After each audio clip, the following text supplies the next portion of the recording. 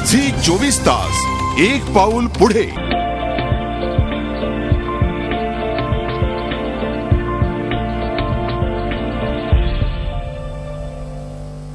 नमस्कार.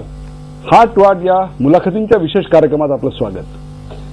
वाईनं ज्या मराठीला विश्वकोश दिला त्याच वाईनं एका चालत्या बोलत्या मराठी विश्वकोशाचं बालपण अत्यंत जवळून पाहिलं.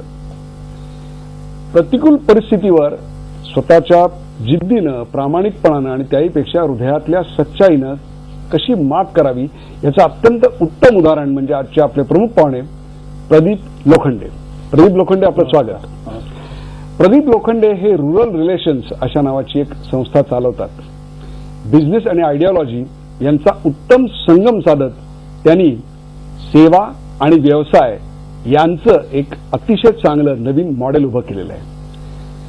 भारतातल्या अनेक खेड्यांचा, जवळपास सर्वच खेड्यांचा अतिशय अद्ययावत असा डेटाबेस त्यांच्याकडे आहे, ज्याची गरज आज मोठ्या मोठ्या मल्टीनॅशनल कंपन्यांना आणि राजकारण्यांनाही असते.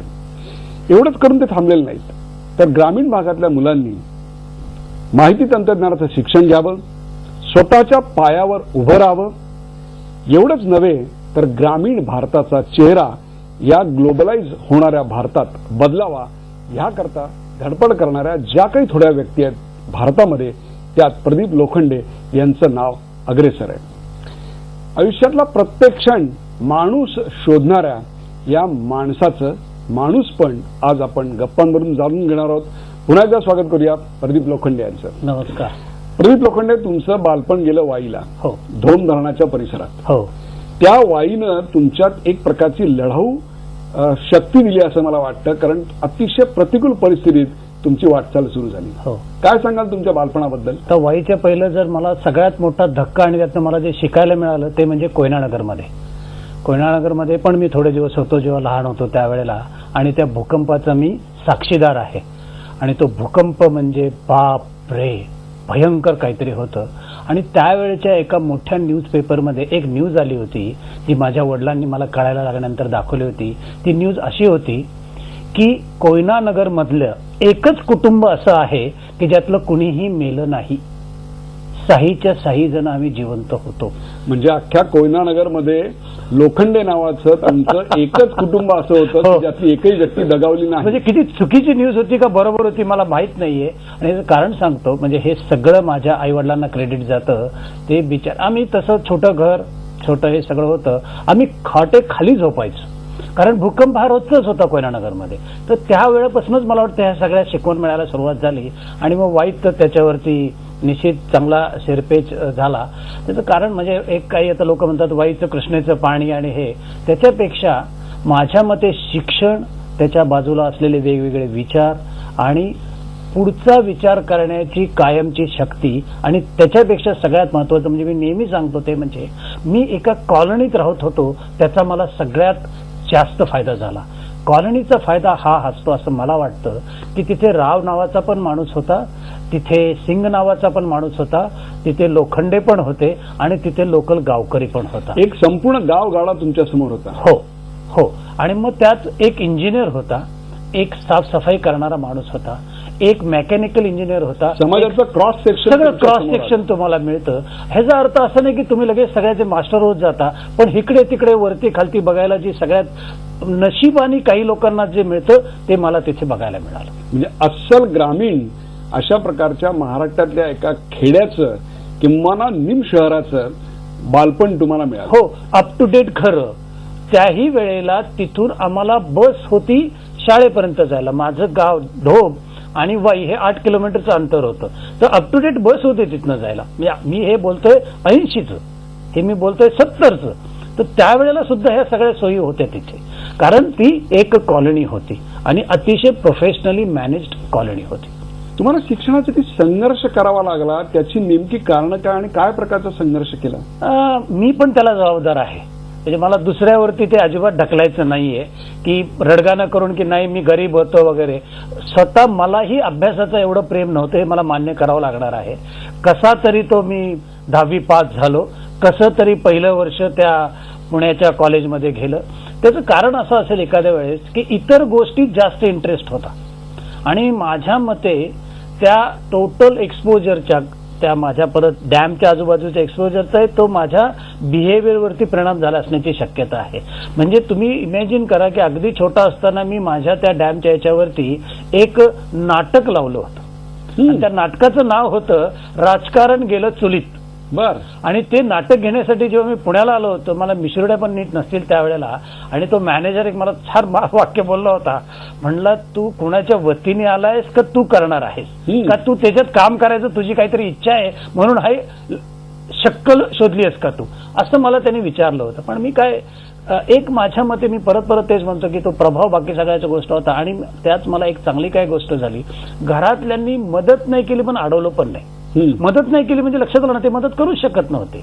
कारण एक मुलगा शिक्षण सोडून काय करतोय तर नाटक मी चालवतो आणि त्याच्यासाठी जे पैसे घेतो. किंवा एक 16 mm त्यावेळेला पिक्चर यायचे आणि ते 16 mm पिक्चर मी आमच्या एक ऍडव्हान्टेज होता, पण कम्युनिटी हॉल होता म्हणून मला पिक्चर दाखवायचं आणि त्याचे पैसे घ्यायचं. पण मला नंतर कळालं की त्याची परवानगी घ्यायची असते कलेक्टर ऑफिसमधून, मामलेदार ऑफिसमधून, आणि कधी घेतलेली नव्हती. म्हणजे मला अटक होऊ शकत होती त्यावेळेला, पण ते बहुतेक वय लहान होतं म्हणून सगळ्यांनी सोयीस्कररित्या त्याच्याकडे दुर्लक्ष केलेलं दिसतंय. तर तुम्ही काहीतरी करायला निघाल्यानंतर प्रत्यक्ष आणि अप्रत्यक्ष लोक बरेच जण तुम्हाला मदत करत असतात, हे तुम्ही लक्षात ठेवलं पाहिजे. आणि बऱ्याच वेळेला आपण ते लक्षात आपल्या राहत नाही. त्यामुळे हा प्रवास अतिशय छान आणि उत्कृष्ट झाला. तर शिक्षणावर परत येतो मी, की शिक्षण हे मी जास्त घेतलं आणि ते शाळेत जात, म्हणजे वर्गाबाहेरचं शिक्षण हे घेत धोमहून वाई आणि वाई मार्गे पुणे असे तुम्ही पोहोचला, प्रवास केला. मला तुम्ही सांगा, तुमचं व्यक्तिमत्व रांगडं, तुमची भाषा काहीशी रांगडी,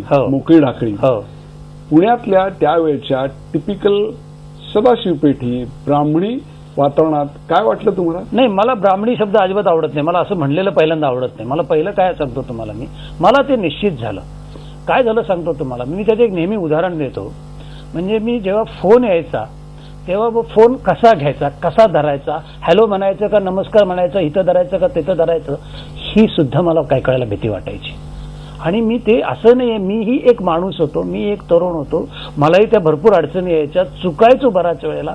पण ते तिथे जे शिकलो होतो की आजूबाजूला बघायचं आणि प्रत्येकात जे काही चांगलं आहे ते सगळं नाही घ्यायचं, त्यातला इसेन्स घेण्याचा प्रयत्न करायचा. जे जे योग्य ते फक्त घ्यायचा, इसेन्स घ्यायचा, तो पण इसेन्स घ्यायचा आणि लढाई आपली चालू ठेवायची. पण पदवीच्या कॉलेजमध्ये जाऊनही तुम्हाला पदवीपर्यंतचं शिक्षण नाही घेता आलं? पदवीधर आहे मी, पण मी एक्सटर्नल घेतलं. पण बघा आता नशीब कसं चांगलं असतं एखाद्याचं, जे प्यादी प्रत्येक वेळेला बरोबर पडतात. त्याचं एक उदाहरण म्हणजे माझ्या मामांचं कॉन्सिल कमिशनर ऑफिसमध्ये पुण्याच्या कॅन्टीन होतं आणि तिथून वॉकिंग डिस्टन्सवरती वाडिया कॉलेज होतं.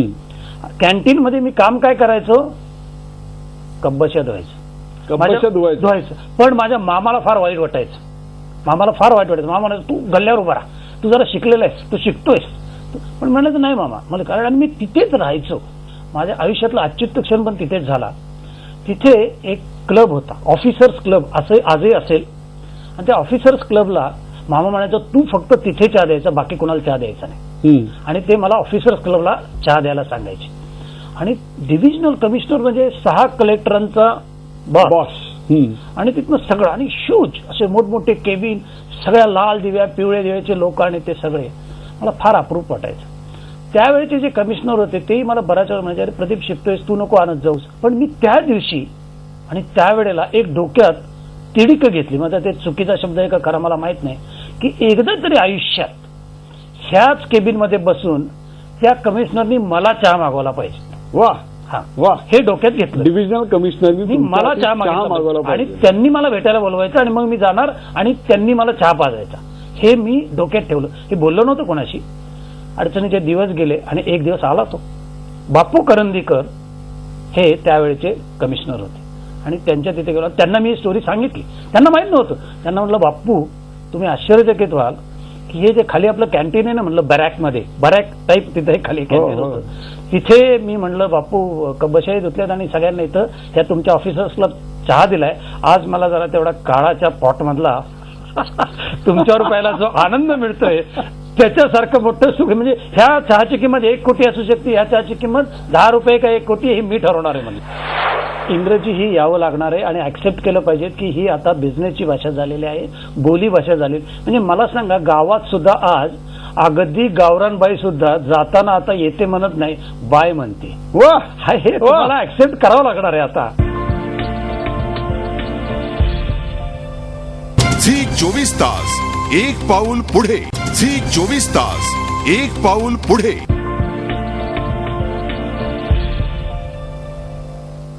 व्यवस्थापन क्षेत्रातला मार्केटिंग मधला जो गुरु आहे फिलिप कोटलर, हो, त्यांनी सुद्धा तुमच्या कार्याची दखल घेतली, तुमचा अत्यंत गौरवपूर्ण उल्लेख केला. हो. त्याच पुण्यामध्ये तुम्हाला मॅनेजमेंटच्या अभ्यासक्रमाला प्रवेश नाकारला होता. हो. नाही, आता त्यात त्यांची चूक नाही. मला इंग्लिश येत नव्हतं, इंग्लिश लिहिता येत नव्हतं, इंग्लिशमध्ये ग्रुप डिस्कशन करता येत नव्हतं.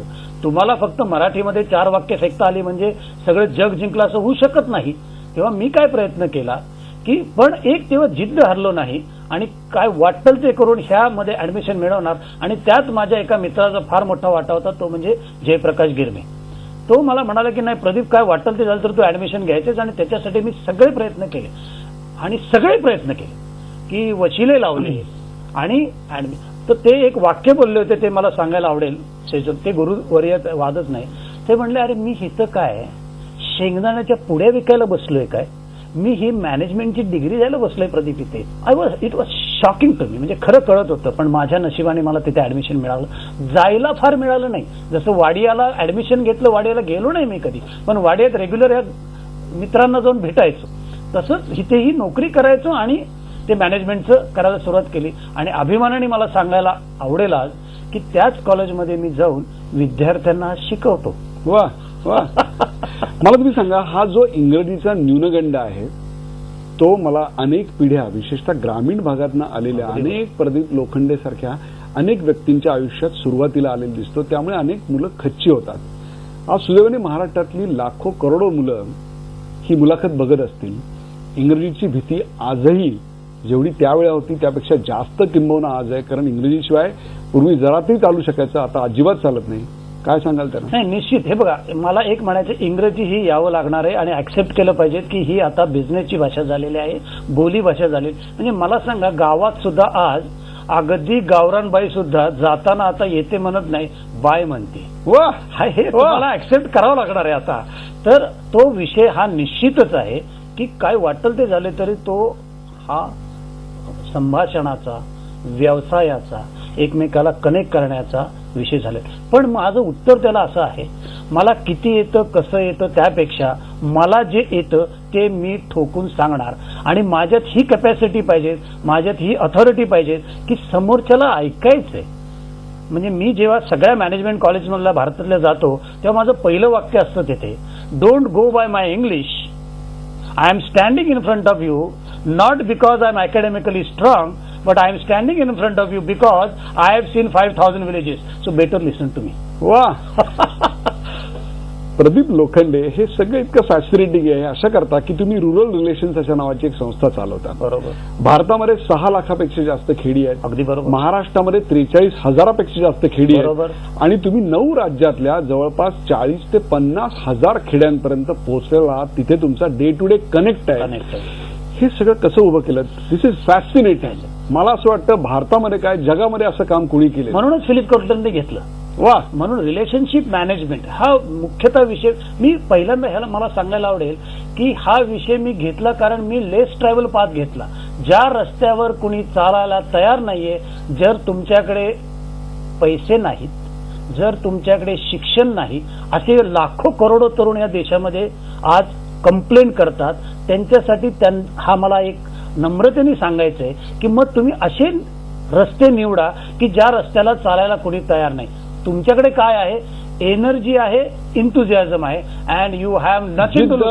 जिद्द, परिश्रम, प्रामाणिकपणा, हे जर 3 गोष्टी आहेत आणि मग त्याच्यात तुम्ही स्वतःला हारण्याचा प्रश्नच नाही. कारण तुम्ही आता हारलेला त्याच्यापेक्षा काही हारू शकत नाहीये. तुम्ही जे काही जिंकणार आहे ते जिंकणारच आहात. आणि त्याच्यामुळे तुम्हाला उलट तुम्ही चांगल्या ट्रॅपमध्ये जाता आणि त्या गोष्टीला पुढे नेता. तर हा मी तसं निवडला रस्ता आणि काम सुरुवात केली तर महाराष्ट्राची तुम्ही जसं सांगितलं 43,000 गावं आहेत, 355 तालुके आहेत, 35 जिल्हे आहेत. 35 जिल्हे आणि 355 तालुक्यात बऱ्याच गोष्टी घडतात. पण हे शक्य आहे का 43,000 गावात जाणं? तर नाही, असं माझं स्वतःचं प्रामाणिक मत आहे. कमर्शियली व्हायबल नाहीये असं माझं पण मत आहे. तंत्रज्ञानाच्या साह्यानं सुद्धा जाणं शक्य नाहीये. वेळ लागेल. आता म्हणजे तंत्रज्ञान म्हणजे माझा आजचा विषय नाही तरी पॉवर असली पाहिजे. तंत्रज्ञान जर तिथं जायचं तर पॉवर तिथे असली पाहिजे. तर पॉवरचे इश्यू आहेतच. तर हा विषय नाही आता. विषय मी काय बघतोय की मला इफेक्टिव्हली तिथे कसं जाता येईल वा. आणि तो इफेक्टिव्हली जाण्याचा माध्यम आम्ही असं निवडलं की ज्या गावाची लोकसंख्या 2,000 पेक्षा जास्त आहे आणि 10,000 पेक्षा कमी आहे असे सो कॉल्ड मीडिया डार्क काय राहिलेलं नाही आता तसं भारतात. सो कॉल्ड मीडिया डार्क गावात आपण जाऊया आणि त्या गावात जर तुम्ही स्ट्रॉंग असला तर तुम्ही अल्टिमेटली सगळ्या 43,000 गावात स्ट्रॉंग आहे. भारतातल्या 6 लाख खेडेपैकी फक्त 13% गावांची लोकसंख्या ही 2,000 पेक्षा जास्त आहे. आणि ही जर 45,000 गावं भारताच्या मॅनेजमेंटनी, भारताच्या पॉलिटिशियन्सनी, भारताच्या इंटलेक्च्युअल लोकांनी जर स्ट्रॉंग केली तर हा भारत बदलायला 5 वर्ष सुद्धा लागणार नाही. कारण ह्या 85,000 गावात जर वीज, आरोग्य, शिक्षण, रोजगार, सॅनिटेशन ह्या 5 गोष्टी जर नेल्या तर ते गाव जर बदललं नाही तर तो त्या गावाचा दोष आहे, देशाचा नसेल. आणि जर ह्या 5 गोष्टी तिथे पोहोचल्या तर हा भारत बदलायला चुकून सुद्धा वेळ लागणार नाही. कारण एक सिंपल उदाहरण मी देतो की ह्या एवढ्याच गावात का जायचं. मी अगदी सगळ्यांना विचारतो. मी घोरपडी गाव नावाच्या भागात राहतो, पुण्यातच आहे. पुणे 1 ऍड्रेस म्हणजे पुण्यात झालं ना, अगदी पुणे 1 ऍड्रेस होता असं अभिमानाने सांगायला. पण आणि माझ्या घराच्या तिथे पण बरीच साड्यांची आणि वेगवेगळी दुकानं आहेत. पण माझ्या बायकोनी माझ्या आयुष्यात एकदाही तिथनं साडी घेतली नाही. ती साडी घ्यायला लक्ष्मी रोडलाच जाते.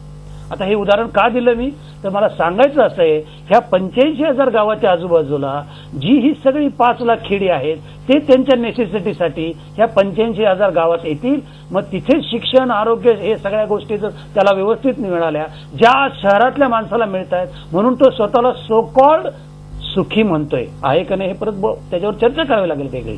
तर त्याच गोष्टी जर तिथे मिळाल्या तर ज्या आज मोठ्या अडचणी सगळ्या दिसत आहेत त्या बऱ्यापैकी निवळतील आणि तिथे प्रॉस्परिटी. आणि त्या पत्रात लिहिलं आपल्या गावात बाजार कधी भरतो आणि बाजाराला लोक किती येतात. परत मला 48 पत्रांची उत्तर आली 20,000 पैकी. आणि त्यात पण जवळ मोर ऑर लेस असं लिहिलेलं होतं स्वतःला गव्हर्नर समजतोस का. झी 24 तास एक पाऊल पुढे. झी 24 तास एक पाऊल पुढे.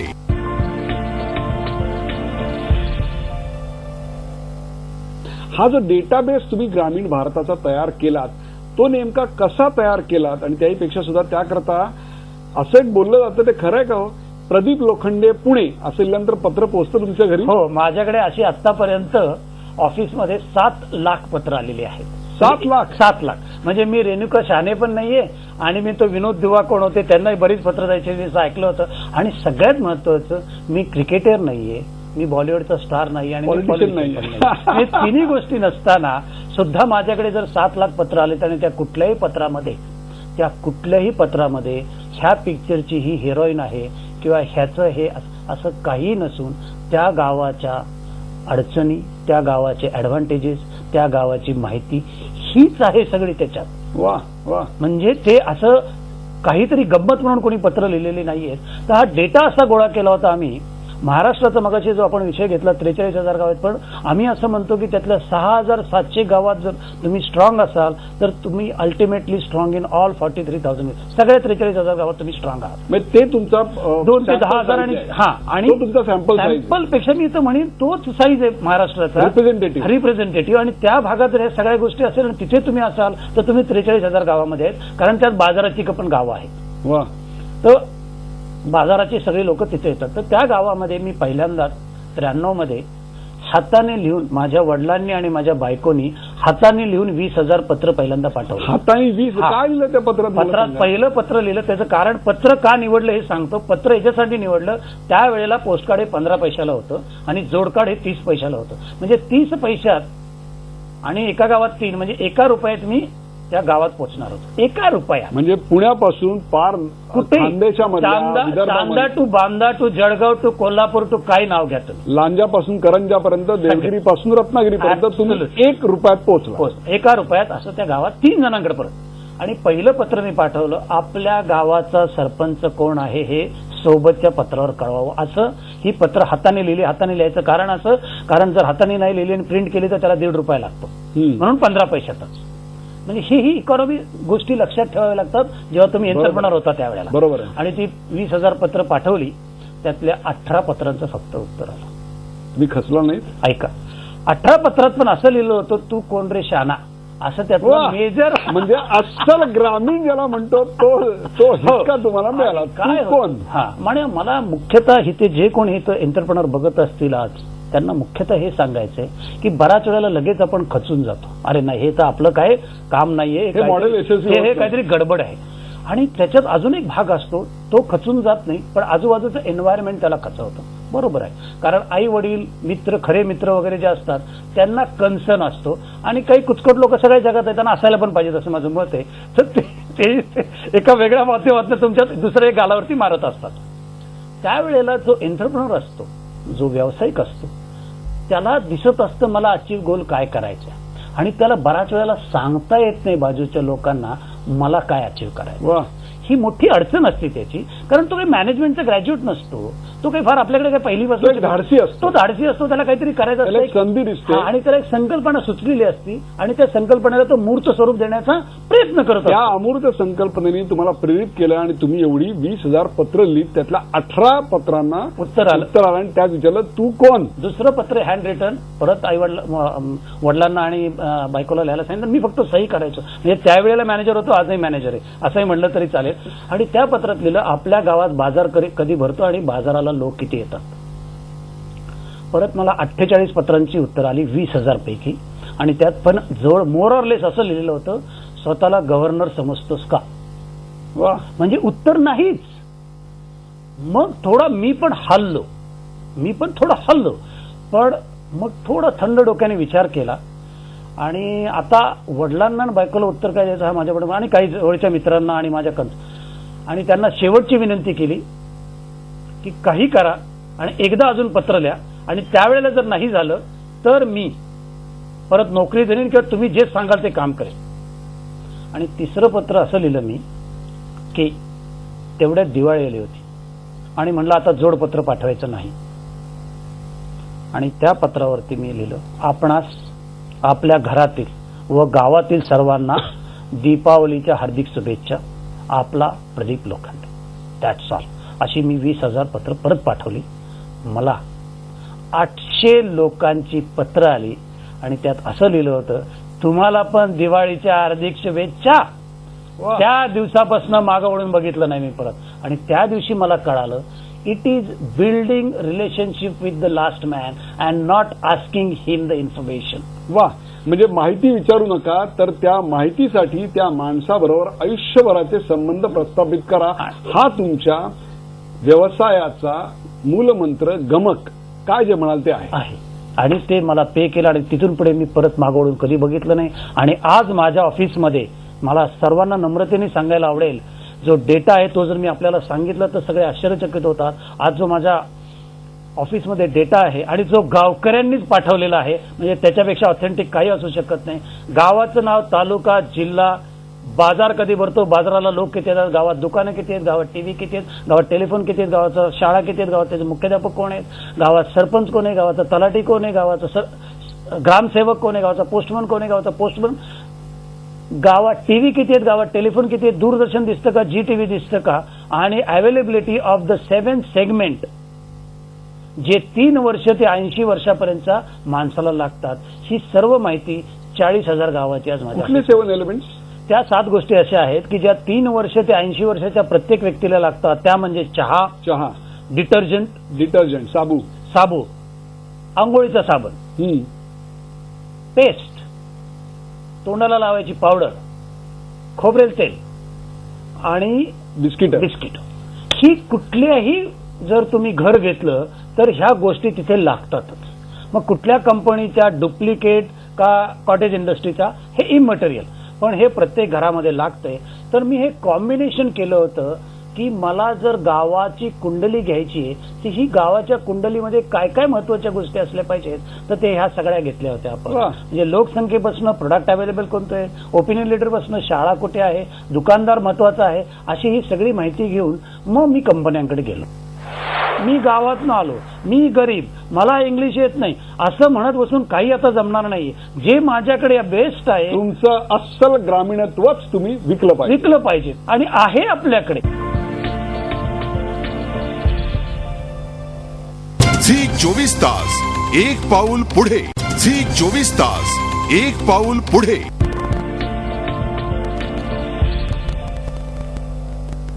इन्फॉर्मेशन म्हणजे माहिती ही पैशा इतकीच महत्वाची असते. एखादी व्यवसाय चालू करायला जशी मशिनरी लागते, जशी भांडवल लागतं, तसंच माहिती असणं गरजेचं असतं. आणि ती ग्रामीण भारताची माहिती अत्यंत कळीचा मुद्दा असणार आहे. याची जाणीव केव्हा झाली आणि ही माहिती मल्टीनॅशनल कंपन्यांना कशी विकली? मुंबईमध्ये एकदा एक लेक्चर ऐकायला आलो होतो, त्यांचं नाव आहे गुरुशरण दास. आणि माझ्या डोक्यात ती संकल्पना होत की मी ग्रामीण भागात काम करणार. आणि मी त्यांचं भाषण जेव्हा ऐकायला गेलो, ते 45 मिनिटं बोलले, त्यातले 37 मिनिटं ते रुरल इंडियाविषयी बोलत होते. हा आपल्या तरुणांनी गोष्ट लक्षात घेतली पाहिजे की माझ्या डोक्यात जी संकल्पना आहे तो who's who of the country, the big opinion leader of the country, पण जर तोच विषय बोलतोय means you are on the right track. त्या दिवशी मी कॉल घेतला की इथून पुढे रुरलमध्येच काम करणार. It was very difficult to convince lot of people, पण मी तो कॉल घेतला आणि मग ते पत्राचं आपल्याला जसं सांगितलं तसं पहिली माहिती हे सगळं गोळा केलं. 6700 माहितीची गोळा केलेली, डॉट मॅट्रिक्सवर सगळं टाईप केलं त्यावेळेला. कारण प्रेझेंटेशन प्लेज इक्वली इम्पॉर्टंट. म्हणजे नुसती माहिती गोळा करणं गरजेचं नाही, तुम्ही ती सादर कशी करता, त्या सादरीकरणामधल्या सफाईला आणि त्यातल्या नाट्यालाही तेवढंच महत्व आहे. ते 50% महत्व असं मी म्हणतो. म्हणजे माझं नेहमी एक वाक्य आहे, इंग्लिशमध्ये बोलतो मी ते नेहमी, की in this world wrapper sells 50% and ingredient 50%. वा. म्हणजे तुम्ही लेसचं उदाहरण घ्या ना. लेसचं जर उदाहरण घेतलं, जे आपण सगळेजण खातो, बटाटा तो जर विकत घ्यायला गेला तर केवढ्याला घेता तुम्ही? आणि तोच बटाटा जेव्हा पॅक होतो तो त्याचे 800-900 रुपये किलो होतं. हे बऱ्याच वेळेला लक्षात पण येत नाही, कारण that packaging, that attraction. So packaging place. आणि आपल्याकडे ग्रामीण भागाची तीच मोठी वरी आहे, एक्सप्रेस करायचं नाही. मी गावातून आलो, मी गरीब, मला इंग्लिश येत नाही असं म्हणत बसून काही आता जमणार नाही. जे माझ्याकडे बेस्ट आहे, तुमचं अस्सल ग्रामीणत्वच तुम्ही विकलं पाहिजे आणि आहे आपल्याकडे. तुम्ही आज मला सांगा, कुठल्याही भारतातला एक ग्रामीण भागातला तरुण सुद्धा मिनिमम 3 भाषा बोलतो. हे मी त्याला नेहमी सांगतो जाऊन. तो म्हणतो हो म्हणलं, तू 3 भाषा बोलतो, तुला नाही म्हणलं तरी थोडं इंग्लिश येतं, तुला तुझी लँग्वेज येते एक मदर टंग, आणि हिंदी बोलतोस. बरोबर आहे. अक्रॉस जावा तुम्ही आणि डिकोड करतोस. त्यासाठी तुला असं थांबायला लागत नाही की मी हे वाक्य आता हिंदीमध्ये बोलल्यानंतर मला इंग्लिशमध्ये बोलण्यासाठी मध्ये एक पॉज घ्यावा लागतो. असं कुठल्या भारतीयाला करावं लागतं का? दिलंय ना. मग त्याचा वापर आपण केला पाहिजे. तर आपण असंच म्हणालो की नाही मला जमणार नाही तर अडचणीचं होईल. तर ते डॉट मॅट्रिक्सवर मी एक टाईप केलं आणि मग सगळ्या भारतातल्या मेजर कंपन्यांना पत्र लिहिली की असं, ते पण प्रेझेंटेशन, लेटर पॅड व्यवस्थित. आणि तेव्हा एका मित्राचा मला फार त्यांनी मदत केली, तो म्हणजे त्याचं नाव स्वस्तिक सिरसेकर. तर त्यावेळेला मी काय पॅकेजिंग सारखं, तर त्याचं एक चकाचक ऑफिस होतं. आणि मग त्याला हळूच जाऊन मी विचारलं, स्वस्तिक तुझं ऑफिस थोडे दिवसासाठी मला रेंटवर मिळेल का? तर रेंट तो सोडाचो, त्या ऑफिसमधला एक प्यून, त्या ऑफिसचं लाईटचं बिल आणि त्या ऑफिसची सगळं व्यवस्थित साफसफाई करून त्यांनी मला वापरायला दिलं. आणि मग तिथून मी ते सगळ्यांना पत्र लिहिली. कारण मला जर कोणी भेटायला आलं आणि हे जेव्हा त्यांना कळेल की हे घरातनं सगळं मी केलं होतं तर गडबड होईल, म्हणून मी ते प्रेझेंट तसं केलं, रॅपर. आणि ऑल थँक्स टू देम. आणि मग पत्र पाठवल्यानंतर मग ती मोठी स्टोरी आहे. हे 93ला घडलं. 93 to 96 मी डेटा गोळा केला महाराष्ट्राचा. 96च्या जानेवारीमध्ये पहिल्यांदा मी ती पत्र लिहायला सुरुवात केली. मला एप्रिलच्या दरम्यान पहिलं कम्युनिकेशन आलं टाटा टी कडून की कम अँड प्रेझेंट द केस. आपल्याकडे ती एक स्टाईल असते आणि त्याच्यावर जावं लागतं. त्याला नावं ठेवणं सोपं आहे, we will get back to you. ह्याच्यावर भरपूर ठिकाणी कॉमेडी होती, पण तिथे सिस्टीम्स असतात, हेही आपण लक्षात घेतलं. वा. म्हणजे जसा ग्रामीण महाराष्ट्राचं भारताचं अर्थकारण चलनवलन तुम्हाला कळलं, तसंच टाटांसारख्या एखाद्या मल्टीनॅशनल उद्योगाची चाकं कशी फिरतात हेही तुम्हाला कळेल. समजायलाच पाहिजेत ते आपल्याला. नाही तर मग हे लग्न कसं होणार? हाऊ इट विल मॅरी. माझ्याकडे कितीतरी उत्कृष्ट आहे, पण ते जर तिथे विकलंच जात नसेल, तिथे जातच नसेल, तर त्याची किंमत माझ्या दृष्टीने शून्य आहे. मग ते व्हाईट गोल्ड, हे गोल्ड, ते गोल्ड, मिनिंग नाही त्याला काय. काय अर्थ नाही. तर मग त्यात टाटा टीला मी जाऊन प्रेझेंट केलं. माझ्या नशिबाने तिथे एक नशिबाने मराठीच मार्केटिंग मॅनेजर होते. त्यामुळे मी कम्फर्ट झोन मध्ये गेलो एकदम गेल्या की ते माझ्याशी मराठी. त्यांचं नाव आनंद गुरे आहे. आणि ते म्हणाले, प्रदीप तुम्हाला सांग काय काय केलेस ते. मी समजून घेतले, मला कळालंय पण थोडक्यात. मग मी त्यांना प्रेझेंट केलं, सर असं असं आहे, असं असं केलं. मग त्यांनी तोच डायलॉग म्हणला, I will get back to in 7 days. 7 days मध्ये काही त्यांचं आलं नाही, पण 3 आठवड्यानंतर त्यांनी परत फोन करून मला बोलवलं की माझे सगळे एरिया मॅनेजर येणार आहेत, त्यांच्या समोर तुला प्रेझेंट करावं लागेल. आता हिते मला परत तरुणांना सांगायचे, अशा वेळेला आपण फार गडबडून, आता कसं एवढ्या लोकांसमोर बोलता येणार आपल्याला. त्यांनी जर इंग्लिशमध्ये प्रश्न विचारला तर मी कसं उत्तर देणार, आणि एवढ्या लोकांच्या समोर मला अजूनपर्यंत मला सवयच नाही, अनुभवच नाही. असं डोक्यातनं आणता मी तिथे गेलो, कारण तुमचा कंटेंट ठोक होता. एक्झॅक्टली. मी तेच तरुणांना सांगतोय की जे तुला समजते तेच सांगायचंय राजा. त्याने एखाद्या प्रश्नाचं नाही उत्तर आलं तर नाही बाबा हे मला माहित नाही हे सांगायचं, काही चुकण्यासारखं नाही. आणि मग मी तिथे जाऊन ते प्रेझेंट केलं, इफेक्टिव्हली प्रेझेंट केलं असं मला वाटतंय. आणि मग परत आल्यानंतर परत 3 आठवड्यानंतर गुन्ह्यांचा फोन आला, come and discuss the price. तिथे परत आपल्या गडबडी होतात. मी पण त्यावेळेला भ्रामक कल्पनेत होतो, आणि ती भ्रामक कल्पना अशी होती कारण मी सगळं जवळजवळ घरदार विकलं गेलं होतं माझं तोपर्यंत. चिंतेची अवस्था होती, बेगर होतो. बेगर माझ्या आतमध्ये समोर दिसत नव्हतं कोणाला. कपडे व्यवस्थित घालून जायचो मी जेव्हा प्रेझेंटेशनला जायचो तेव्हा, जे काही 1-2 कपडे होते ते सुद्धा. आणि मग तिथे जाऊन मला माझ्या डोक्यात त्यावेळेला एक मोठा आकडा होता, आणि तो भ्रमाचा भोपळा माझा फुटला एका सेकंदात. ते म्हणाले, we will pay you 25,000 rupees for this data. आणि माझ्या डोक्यातला आकडा काय होता ते आता सांगतो मी, 5 लाख रुपये. म्हणजे ऑप्टिमिस्टिक फारच होतो मी त्यावेळेला, राजही आहे. कारण माझ्या डोक्यात असं होतं की एवढे मी कष्ट केले, एवढं सगळं केलंय, आणि मला तुम्ही काही पण विचारा, मला तुम्हाला सांगता, मला कुठल्या पेपरची आवश्यकता नाही, विचारा. काय तुम्हाला भंडाराचं माहिती पाहिजे सांगतो मी, तुम्हाला काय रत्नागिरी माहिती पाहिजे, जळगाव माहिती पाहिजे, मी स्वतः फिरलोय, गावं मला माहिती आहेत, काय तिथं कोण जातं, कसं जातं, कशासाठी जातं, का जातं, कधी गेलं पाहिजेत, का नाही गेलं पाहिजेत, गेलेत ते कसे गेलेत, हे सगळं मला माहिती. मला नको का पैसे, असा माझा मी स्वतःचा समज करतो, पण हे जगाला समजलं पाहिजे. तुमच्या प्रोडक्टची किंमत तुम्ही ठरवत नसता, तर तुमचा विकत घेणारा ग्राहक ठरवत असतो. हे ठरवायला पाहिजे. पण मला त्याची किंमत ही 25,000 नाहीये हे पण माहिती होतं, हेही माहिती असणं महत्वाचं आहे तेवढंच. आणि मग मी दिला तो 25,000ला डेटा.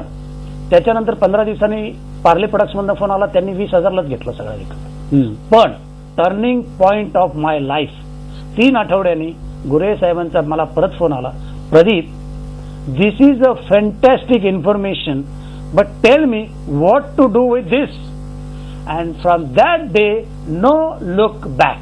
म्हटलं मी येऊन सांगतो साहेब तुम्हाला ह्या डेटावरती काय काय करायचं ते. आणि ज्या दिवशी मी त्या म्हणजे त्या माहितीचं प्रोडक्ट कसं तयार करायचं किंवा तुमच्या कंपनीच्या प्रोडक्ट स्ट्रॅटेजीमध्ये मार्केटिंगमध्ये कसा इन्कॉर्पोरेट करायचा, कसं घालायचं, आणि तुमचा सेल कसा वाढवायचा, किंवा कमीत कमी एफर्टमध्ये कमीत कमी प्रयत्नात तुमची विक्री कशी वाढवायची, हे तंत्र तुम्हाला गवसलं. आणि ते काय झालं की त्यांना माहित नसतं असं नाही, पण ते प्रत्येक मी परत म्हणतो मॅरी झाल्या पाहिजेत गोष्टी, तर त्यातनं रिझल्ट चांगले येतात. आणि मग मी जाऊन सांगितलं, आणि ते त्यांनी अतिशय चांगल्या पद्धतीने घेतलं. म्हणलं आपण असं करूया, विल स्टार्ट विथ 100 विलेजेस. आणि त्या 100 विलेजेसमध्ये त्यावेळेला आम्ही 96 मध्ये वेट सॅम्पलिंग केलं.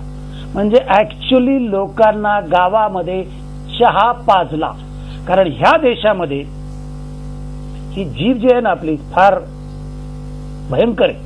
Unless and until you will not taste it you will not bite. पण एकदा टेस्ट केलं आणि ते जर आणि पण तुमचं प्रोडक्ट खरं उतरलं पाहिजे, त्याला काही पर्याय नाही. बरोबर. आणि त्या दिवशी मी 3,75,000 रुपयाची पहिली वर्क ऑर्डर घेऊन आलो. म्हणजे टर्निंग पॉईंट बघा. पहिला टर्निंग पॉईंट जसं तुम्हाला सांगितलं की म्हणजे ऍक्च्युअली त्याच्या पहिल्या टर्निंग पॉईंट म्हणजे चांगले मित्र मिळाले, मामांचं सहकार्य मिळालं. ही टर्निंग पॉईंटच आयुष्याची. बरोबर आहे. त्याच्यानंतरच मला हा पत्राचं जे की तुम्हाला सुद्धा दिवाळीच्या शुभेच्छा, हा टर्निंग पॉईंट समजतो. त्यानंतर हा, आणि मग त्या 3,75,000 मी स्वतः काम केलं. माझ्या काही सहकारी तयार केले, त्यातले अजूनही माझ्यावर काही जण काम करतात. ते स्वतः आता तसे एंटरप्रेनर झालेले. आणि त्याच वर्षीच्या दिवाळीमध्ये, आणि तोपर्यंत हे पहिलं कॉन्ट्रॅक्ट मिळाले, छोटी मिळाली. मी 4 राज्य केली ताबडतोब, त्या डेटा गोळा केला, कारण माझ्याकडे थोडे बहुत पैसे आले. आणि त्याच वर्षीच्या दिवाळीच्या वेळेला मला माझ्या आयुष्यातलं सगळ्यात मोठं कॉन्ट्रॅक्ट मिळालं of Procter and Gamble of 1 crore rupees. त्यावेळेला 1 कोटीचं कंत्राट 1 कोटी. आणि तुम्ही इमेजिन करा, म्हणजे मला तरुणांना हेच सांगायचंय की ज्या मार्चमध्ये मला 500 रुपये, 5 रुपये, 25 रुपये वरी, म्हणजे मला हे खरं रडगाणं नाहीये, पण हे बरेच जण फेस करतात म्हणून सांगतो की माझ्या किराणा मालाच्या दुकानाच्या पूर्ण जाणं माझं मुश्किल झालं होतं. त्याच वर्षी तुम्हाला 1 कोटीचं कॉन्ट्रॅक्ट मिळतं आणि त्याच वर्षी फॅसिनेटिंग. त्याच वर्षी प्रदीप लोखंडेने खुन्नसमध्ये मर्सिडीज विकत घेतली. म्हणजे बैलगाडी धोम गावातल्या बैलगाडीपासून सुरुवात करत मर्सिडीज विकत घेतली. तर त्यालाही कारण आहे. माझे वडील ज्या ह्याच्यात कामाला होते, बरोबर. ती गाडीचे त्यांना ते गाडीचा दरवाजा उघडा लावायचा. मी जेव्हा बघायचो तेव्हा मला भयंकर दुःख व्हायचं. आणि मी त्यांना नेहमी एक म्हणजे इंटरेस्टिंग सांगतो कसं हे, म्हणजे काही काही गोष्टी ड्राईव्ह कशा करतात. मला वडील मारायचे, म्हणायचे, कारण त्यांना माहिती होतं शिक्षणाला पर्याय नाही, तुझा शहाणपणा बंद, ते काय बाकी बाहेर, तू शिक्षण घेतलं पाहिजे. मी म्हणलं अण्णा बाबा मी शिकणार नाही, प्लीज मला ते फार काही शिक्षणाचं तुम्ही सांगा. तर मी एकदा चिडून त्यांना काय म्हणालो, आपल्याकडे माहिती आहे ना, जर जेव्हा अगदीच तुम्ही चिडता आणि प्रेमात पडता आईवडिलाच्या तेव्हा अरे तरी बोलता आईवडिलांना. तर म्हणलं हे बघा अण्णा, तुला आत्ता शेवटचं सांगतो, म्हणलं तुझ्या मते जर ते ऑक्सफर्ड आणि केम्ब्रिज वगैरे जर काय मोठं असेल ना, तर मला माहित नाही तिथं मी शिकीन का नाही, पण तुला गॅरंटेड सांगतो एक दिवस तुला तिथे घेऊन जाईन असं मी त्यांना त्यावेळेला सांगितलं. आणि ते असे शॉक झाले, याला चप्पल नाही नीट घालायला, भाषा काय तर डायरेक्ट ऑक्सफर्ड आणि केम्ब्रिज. आणि मी तुम्हाला सांगतो माझ्या आयुष्यामध्ये मी पहिल्यांदा फॉरेनला ट्रॅव्हल केलं नाही, तर मी पहिल्यांदा त्यांना लंडनला पाठवलं माझ्या वडिलांना आणि म्हणलं अण्णा बघा, म्हणजे शिक्षणाला माझ्या दृष्टीने सर्वात जास्त महत्व आहे, पण शिक्षणाचं डेफिनेशन काय हे महत्वाचं आहे. बरोबर आहे. आणि बेसिक इन्फॉर्मेशन असलंच पाहिजे. त्याच विद्यापीठातले अनेक मॅनेजमेंटचे गुरु आज तुमच्या ज्ञानाचा वापर करून भारत अशा नावाचा विषय हार्वर्ड किंवा स्टॅनफर्ड मध्ये किंवा जगातल्या अनेक विद्यापीठांमध्ये शिकवतात. फॅसिनेटिंग. ही जी स्टोरी आहे हीच फॅसिनेटिंग आहे. सोल्युशन आणि action, these are the only 2 शब्द जर या देशाने लक्षात ठेवले तर हा भारत बदलायला वेळ लागणार. झी 24 तास एक पाऊल पुढे. झी 24 तास एक पाऊल पुढे.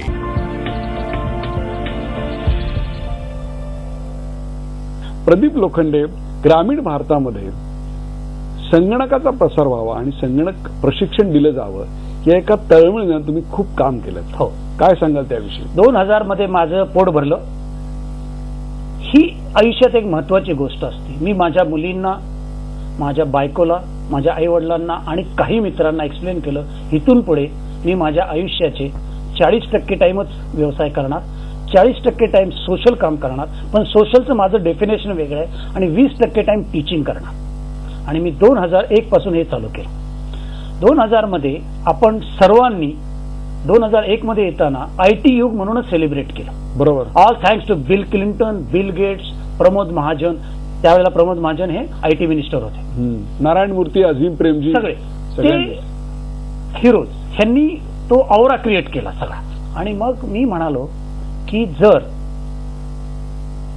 कम्प्युटर हा महत्वाचा विषय आहे तर भारतातल्या राहणाऱ्या 70% लोकांपर्यंत तो पोचलाच पाहिजे.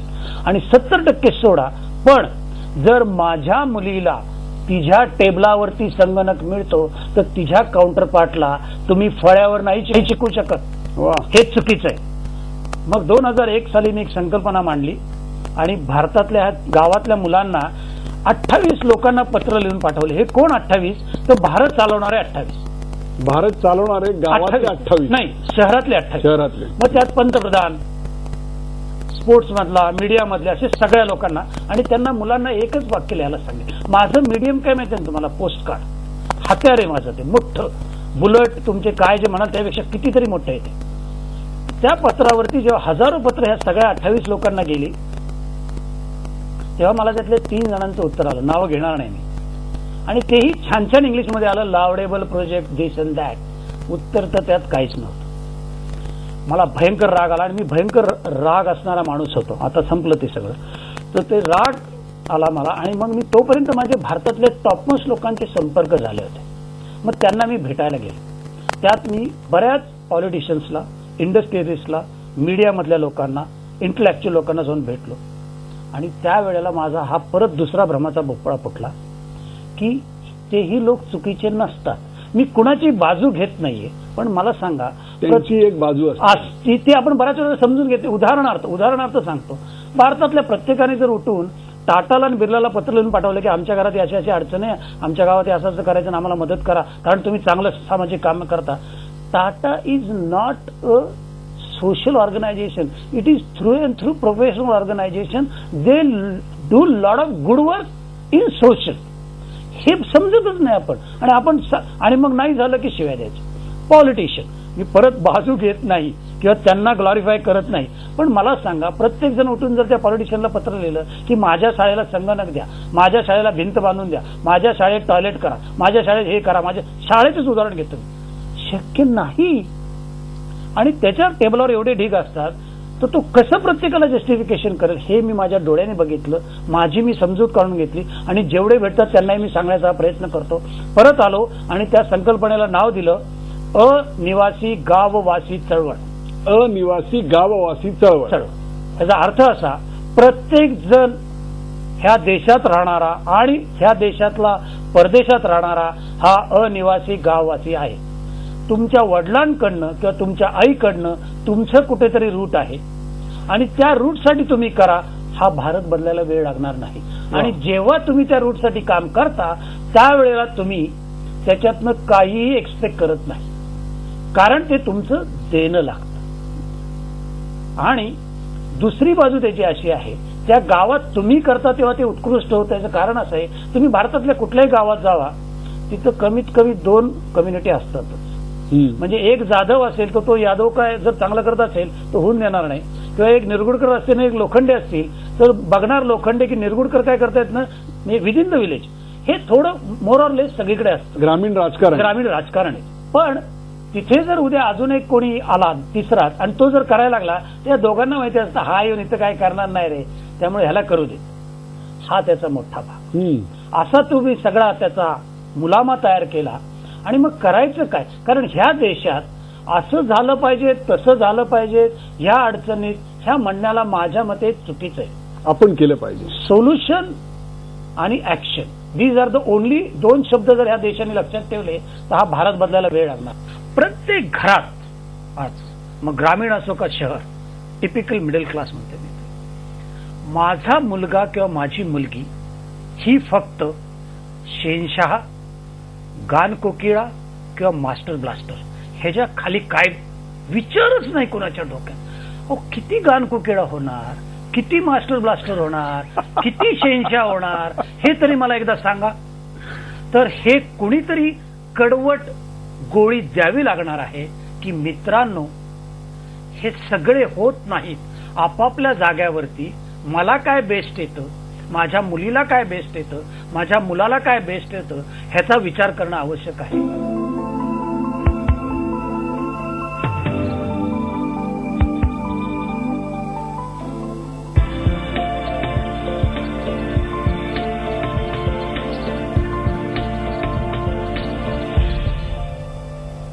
झी 24 तास एक पाऊल पुढे.